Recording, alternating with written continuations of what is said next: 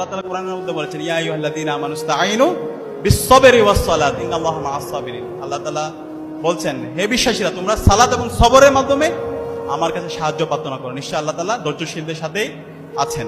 Be grateful to Almighty সুবহানাহু ওয়া তাআলা।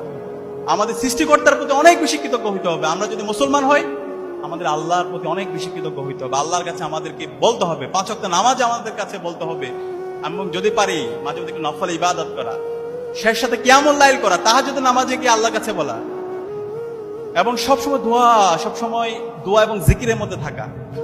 আল্লাহর কাছে চাইলে আল্লাহ তাআলা এত বেশি দিবেন আপনি চিন্তাও করতে পারবেন না। এর পাশাপাশি আমাদের গ্রেটফুল হইতে হবে আমাদের পিতা মাতার প্রতি।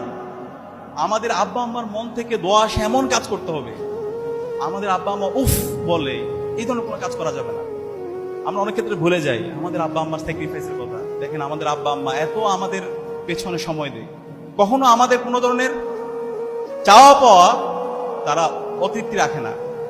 খেয়াল করবেন, আমাদের আব্বা আম্মার কলারগুলো ছিঁড়ে যায়, শার্টের কলার ছিঁড়ে যায়, জুতা ছিঁড়ে যায়, কিন্তু তাদের সেই শার্ট চেঞ্জ করে না, তাদের জুতা পরিবর্তন করে না, তাদের ডিভাইস পরিবর্তন করে না, কিন্তু আপনার আমার কোনো ধরনের অপূর্ণতা তারা রাখে না। আব্বা আম্মার মন থেকে দোয়া আসে, সেই ধরনের কাজ করতে হবে। আব্বা আম্মা যদি মন থেকে দোয়া করে, তাহলে এই পৃথিবীতে এমন কেউ নাই আপনাকে দমায় রাখতে পারবে। আমরা কি পারবো ইনশাআল্লাহ আমাদের আব্বা আম্মার মন থেকে দোয়া আসে এমন কাজ করার? ইনশাআল্লাহ।